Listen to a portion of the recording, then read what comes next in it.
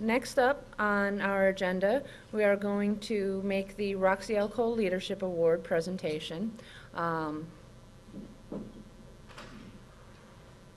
It's kind of a pleasure that we have such an amazing person winning the Roxie Cole Award this year, Melissa Mills-Constantine, who's who's wearing the same shirt as the picture.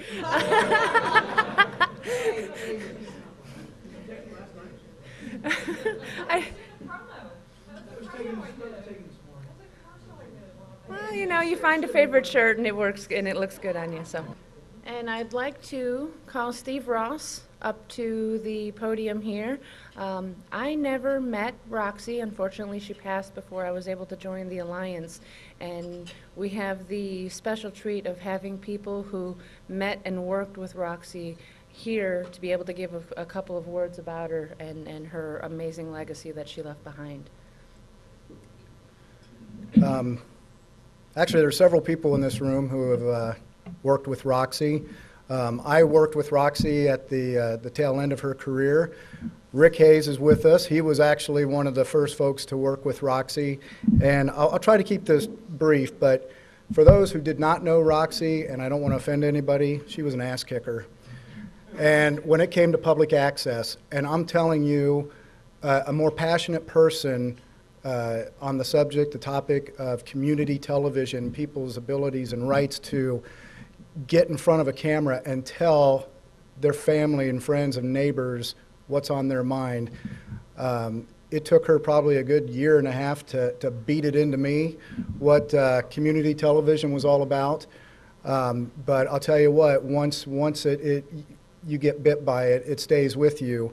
And as passionate a person as Roxie was, talking about public access, and as tough as she could be on the staff to promote it and to worship it like she did, she was equally as passionate away from the office and cared a great deal about the people she surrounded herself with.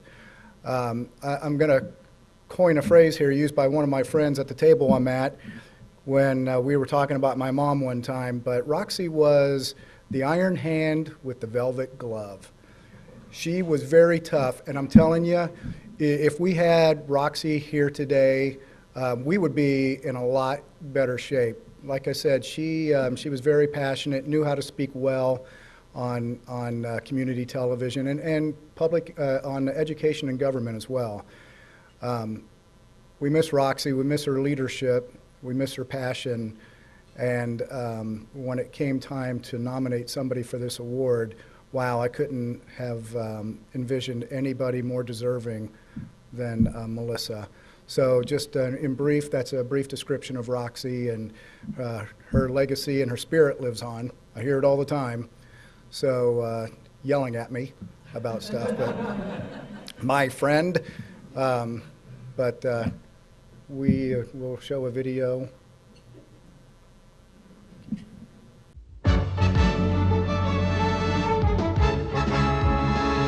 The following program was produced by DATV.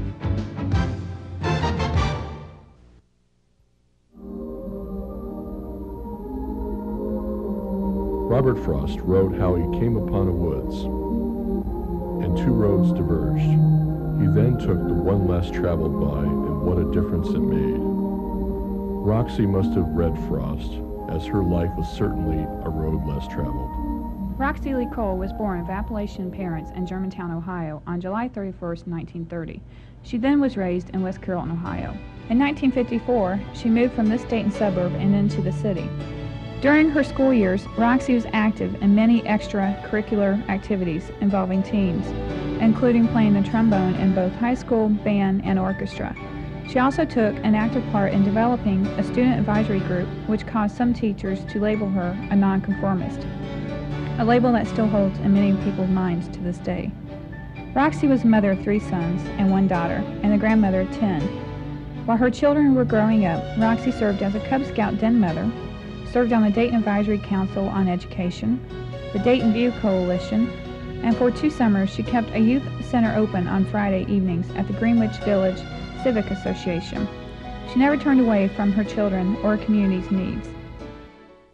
In her early professional years, before public access, Roxie served the private sector until 1971 when she was hired as the administrative secretary to Dayton's first ombudsman's office.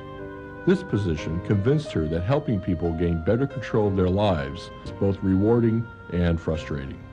It was through the ombudsman's office that Roxie first heard about cable and the potential it held for community use. In 1974, she joined the community service branch of the Dayton-Miami Valley Consortium of Colleges and Universities. Due to that experience, Roxie was assigned to represent the DMVC on the first public access facilitating board, provided she could find the money to fund the operation and pay her salary. With the creative assistance of Jeff Scott, Roxie applied for and received a grant from the Ohio Board of Regents and the City of Dayton. With these grants and $50,000 of used equipment, Access 30 Dayton was born. Its first home was at the United Theological Seminary at a building nicknamed the White House. Roxie was the only staff person when the office opened in March 1977. Bob Leibel was hired as the first staff member, paid to work with Roxie. Later, a federal training program known as CETA helped hire Jim Bucher and Larry Parrish as production personnel. When Roxie retired in 1990, she had a full-time staff of 7, several part-time assistants, and an active group of over 80 volunteers. Many staff and volunteers at Access 30 Dayton went on to work with other access centers and organizations in the broadcast television field. Some of these people include Rick Hayes, Troy Frazier, Todd Jackson, Jim Knightright, and Terry Skinner. Roxie wanted all those who came in contact with her that they understand 3 things: love, be loved, and make a difference for the good. During her service as executive director, Roxie served on the regional and national board directors for the NFLCP, the National Federation of Local Cable Programmers, now known as the Alliance for Community Media. Roxie was also on the national board of the Alliance for Communications Democracy.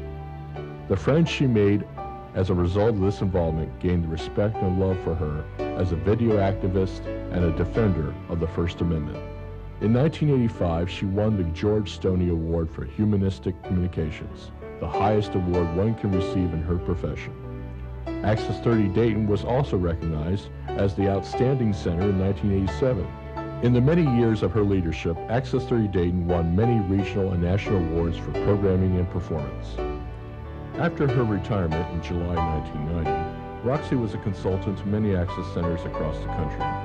The friendships that Roxie made during her years in public access continued after her retirement.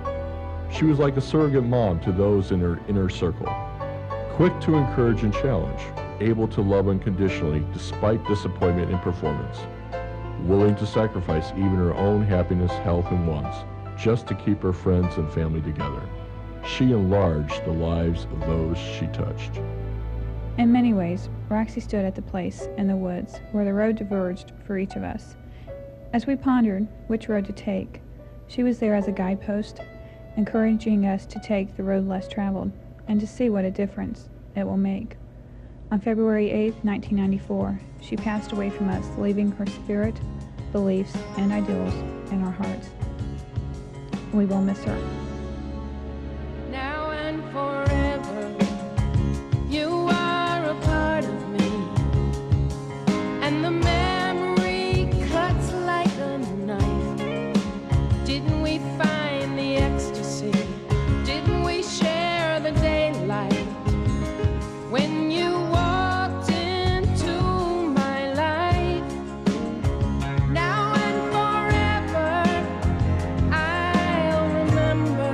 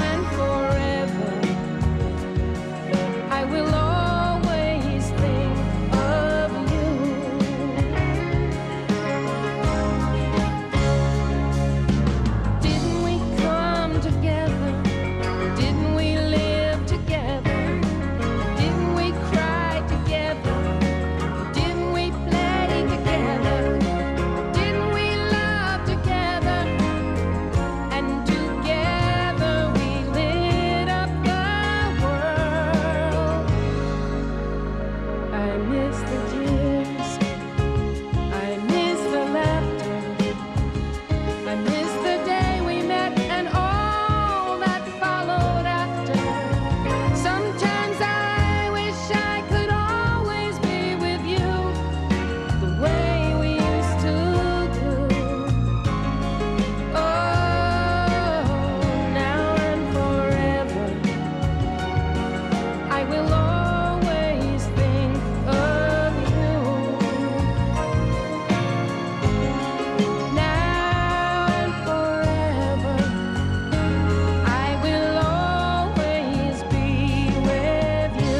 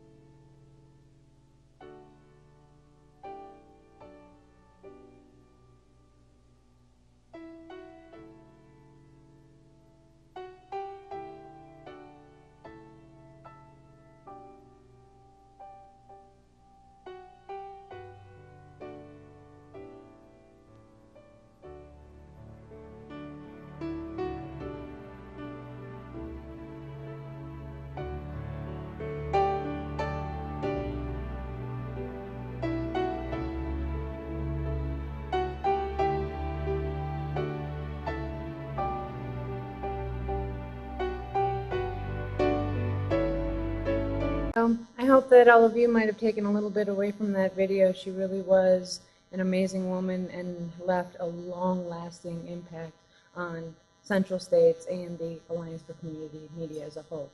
So transitioning from Roxie over to Melissa, I'm going to read the nomination letter that was sent to the committee to nominate Melissa for the Roxie Cole Award. I'd like to start off by reminding everyone who Roxie Cole was and her importance to the mission of PEG Television. Roxie Cole was one of the pioneers of public access television in the mid to late 70s. It was through her efforts of negotiating with Dayton politicians and then securing grants that Access 30 Dayton was created in 1977 and began airing programming in 1978. With Roxie as executive director of Access 30 Dayton, now DATV, she quickly became a strong advocate for public access around the country. She served on both the regional and national boards of the NFLCP, now the Alliance for Community Media, and for 13 years promoted the use of public access television as the modern-day soapbox for the First Amendment of free speech. Roxie was the iron hand with the velvet glove. She was very passionate and insistent of her staff members and peers when it came to access television, but also very caring and thoughtful when it came to the individual person. In conclusion, if not for Roxie's efforts during her 13 years in community television, most of us would not be here today. And if George Stoney is considered the father of television, then without a doubt, Roxie Cole is the mother. So it is with great honor that I nominate DATV Program Director Mills-Constantine for the Roxie L. Cole Award. Hired part-time by Roxie Cole through a high school program in 1984, then full-time in 1989, Melissa has been a staunch advocate for PEG for nearly 30 years. During her time at DATV, then Access 30 Dayton, Melissa has served on both the regional and national ACM boards of directors. Closer to home, Melissa has been a true advocate for community television and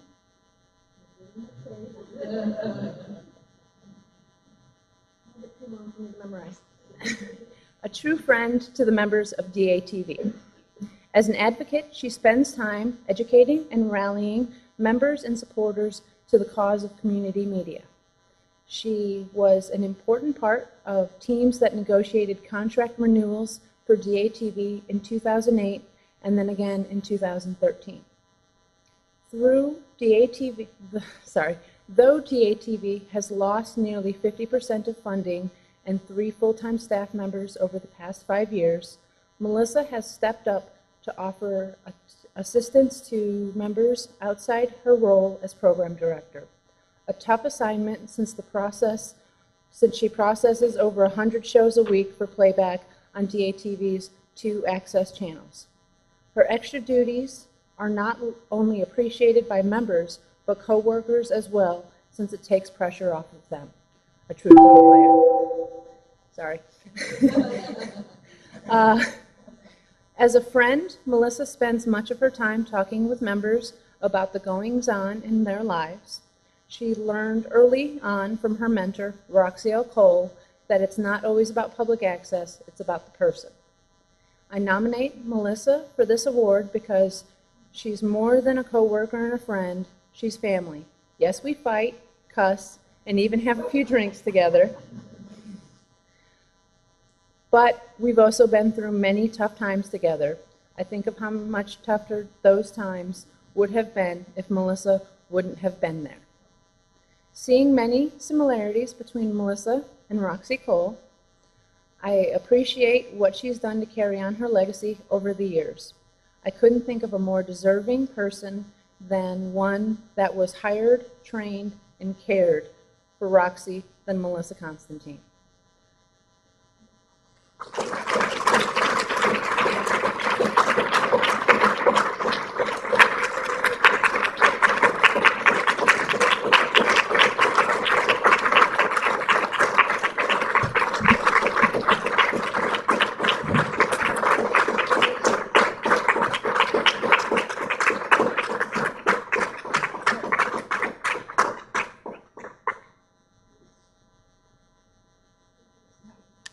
Thank you, Steve. I knew this plaque was going to talk back at me. Rick and Frank can attest that this plaque is powerful. Got a few things that I want to say. Of course, I'm honored to receive this. Almost 30 years ago in June, I walked into a TV station. I did not know what it was, and met Roxie through the high school program I was there, and never thought 30 years later I would still be there. With the help of Steve keeping me around. Probably wanted to fire me a number of times. I'm just proud of the accomplishments that I've received over the years, and from being the receptionist to the program director, I help our members get their message out by processing their programs, and that really means a lot to me. We get 100 shows in a week, and I make sure that they're on at the right time and their voice is being heard, and I think that's what we're about. I do want to thank Charlie Williams, who was a board member of ours, and it's his fault why I went on the national or the regional board. He nominated me, and I'm sitting next to him when they were taking nominations on the floor, and he said my name, and I said, "Are you crazy? I'm not ready for this." And he said, "No, you are, because I learned from the best," and I was taught from Roxie that I was ready to go on, and I think I did a great job serving on the board for about 8 to 10 years. And I took over the grassroots and helped raise money for that. And one of the things that I wanted to do when I was the grassroots chair was to bring in more money so that those centers that did not have a travel budget, or if the volunteers, the centers that we operate, we need those volunteers as people in the community to help get the message out and then get their message out. So I wanted to try to each center that we go to, or even, if the reception or the conference was here in Dayton, if there was a volunteer in Michigan, bring them with you so that they can get more educated as to what we're all about. And I think the chairs after me have done a great job. Elizabeth and Melissa has done good. So, okay, where am I at? Okay, just a couple more things. There are people that have guided me through the years, Roxie being number one. As I served on the regional and national board, a few of them are Dirk Koning, Eric Moberg, Tom Bishop, Steve Fortree, Bunny Rydell, Rick Hayes, and there's many, many more, a lot in this room, and they know how I feel. I love every one of them. They've had a special part in my heart, and it guided me in ways on the national and regional board. And national was interesting when I served those 2 years. Interesting. It was educational, though.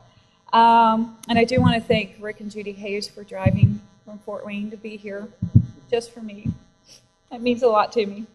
And of course, I need to thank our executive director, my boss, coworker, friend, brother, for over 25 years. We've worked together. He was even in my wedding. So he has to be closer. We're just desperate for an extra person. So thank you very much. That, I mean, it truly means a lot that I'm getting this award. So, and I want to thank my mother, Jeannie Mills, for being there and being here today and supporting me over all the years. I know you're proud of me for having this career for about 30 years now, and was always supportive, and glad that I've stuck to it. My husband, Jonathan, thank you, love you. We have a history dated back in the day, 92, 93. He moved away. I wasn't moving. I wasn't leaving my job. And so we went on our way, and then we got back together 6 years ago, and he left Las Vegas for me. So, because I have the same job and I was not leaving. So, so he came here, so thank you, honey, for doing that. And I thank everyone else. This is so special. I'm going to hang it up in my office and talk back to it. Yes, yeah. Thank you. So thank you.